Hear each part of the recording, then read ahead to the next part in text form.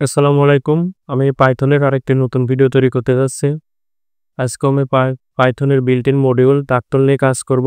এই টার্টল দিয়ে আজকে আমরা তৈরি করব ছোট বড় বিভিন্ন সাইজের বৃত্ত। অটোমেটিক্যালি বৃত্তগুলো জেনারেট হবে এবং বৃত্তগুলোর সাইজ বিভিন্ন রকম হবে, বৃত্তের আউটলাইনগুলোর কালারও বিভিন্ন রকমের হবে। এই জন্য এটা কিভাবে কাজ করে প্রোগ্রামে নেই, সেটা কিভাবে করতে হয় সেটা আমরা প্রোগ্রাম শুরু করি দেখার জন্য আমরা কোড এডিটর ওপেন করলাম। ঠিক আগের মতোই আমরা টার্টলটাকে ইম্পোর্ট করে নেব। সেই সাথে আজকে আমরা আরেকটি নতুন মডিউল ইম্পোর্ট করব, সেটা হচ্ছে র্যান্ডম।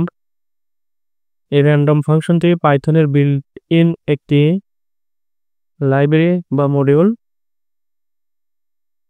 এটা দ্বারা র্যান্ডমলি বিভিন্ন ডিজিট উৎপন্ন করব আমরা, এবং এইটা দিয়েই বিভিন্ন রকমের র্যান্ডমলি কালার জেনারেট করব। সেটা কিভাবে করা যায় তার আগে আমরা টার্টলের একটি অবজেক্ট তৈরি করে নিই।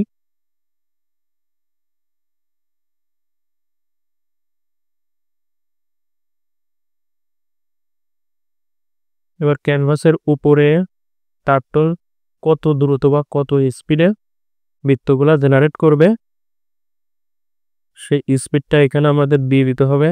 সাধারণত আমরা 0 দেবো। 0 হচ্ছে সর্বোচ্চ স্পিড। 0-র উপরে যত উঠবে, উপরের দিকে উঠবে, স্পিড তত কমতে থাকবে। এরপরে আমরা একটি ব্যাকগ্রাউন্ড কালার সিলেক্ট করে নেব। ব্যাকগ্রাউন্ড কালার হিসেবে আমরা ব্লাড দিলাম। এটা ক্যানভাসের ব্যাকগ্রাউন্ড কালার। এরপরে আমরা ফর লুপ চালাবো ঠিক আগের মতোই, কোনো ডাটা রাখবো না ফর লুপের।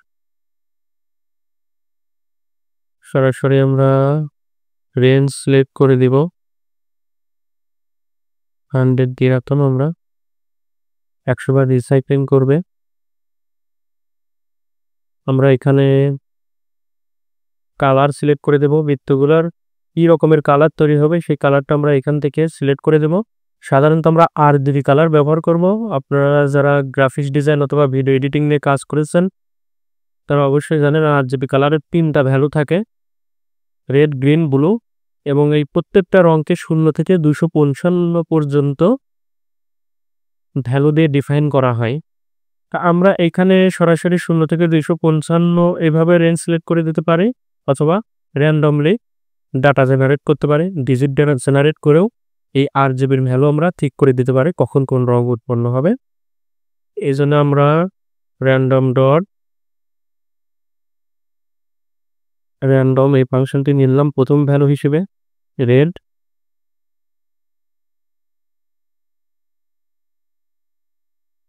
দ্বিতীয় গ্রিন। গ্রিনকেও আমরা এভাবে র্যান্ডম ফাংশন দিয়ে দিলাম।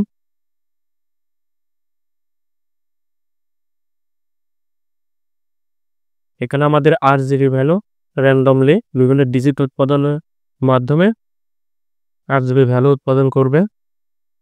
এরপরে আমি একটি বৃত্তটি তৈরি করব, তার জন্য এখানেও আমাদের সাইজ ঠিক করে দিতে হবে।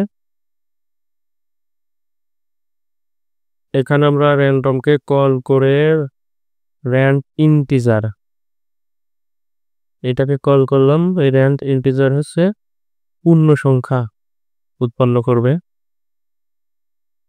আমরা এখান থেকে একটি রেঞ্জ সিলেক্ট করে দিতে গেলাম। এটা 10 থেকে 100।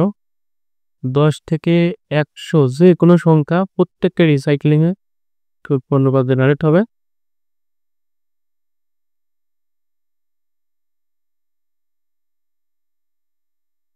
এবার লেফট সাইড থেকে আমাদের বৃত্ত জেনারেট হবে। এই জন্য আমরা এখানে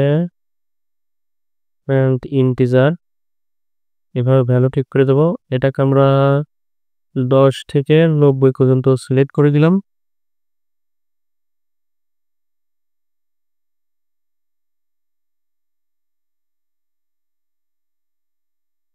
প্রোগ্রামটি যদি শেষ হয় তখন আমরা এখান থেকে টার্টলটাকে থামিয়ে দেব। টার্টল ডান। এখন আমরা প্রোগ্রামটি রান করে দেখি। এই যে খুব দ্রুততার সাথে র্যান্ডমলি বিভিন্ন সাইজের বৃত্ত তৈরি হচ্ছে একটি বিন্দুকে কেন্দ্র করে। এটা শেষ হয়ে গেল। এখানে আমরা যে ভেলোসিটি দিয়েছিলাম এখান থেকে যদি আমরা 0.6 করে দিই স্পিডটা আরো কমে যাবে, আমরা সেটা দেখি। এবার ধীরে ধীরে বৃত্তগুলো জেনারেট হচ্ছে।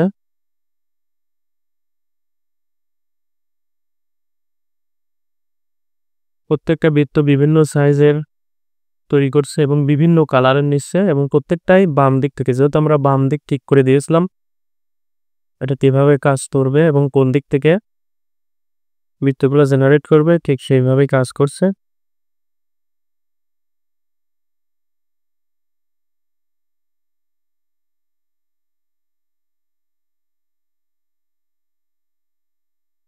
আমরা স্পিড কমিয়ে দিয়েছি, এই জন্য খুব ধীরে ধীরে এটা ড্রয়িং করছে এবং সেই সাথে আমরা বুঝতে পারছি যে এটা কিভাবে ড্রয়িং করছে। আগেরবার আমরা যেহেতু স্পিড 0 দিছিলাম এই জন্য সর্বোচ্চ গতিতে বৃত্তগুলো তৈরি করেছে, এই জন্যে আমরা বুঝতে পারছিলাম না যে কিভাবে তৈরি হলো। এখন স্লোলি কাজ করছে, স্লো ড্রয়িং করছে, আমরা একদম স্পষ্ট দেখতে পাচ্ছি যে প্রত্যেকটা ধাপ কিভাবে শেষ হচ্ছে।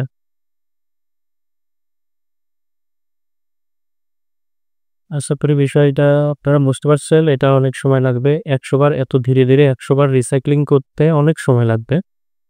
আমি প্রোগ্রামটি কেটে দিচ্ছি এবং এটা এখানেই শেষ করছি। ভিডিওটা এখানেই শেষ করছি। আল্লাহ হাফেজ।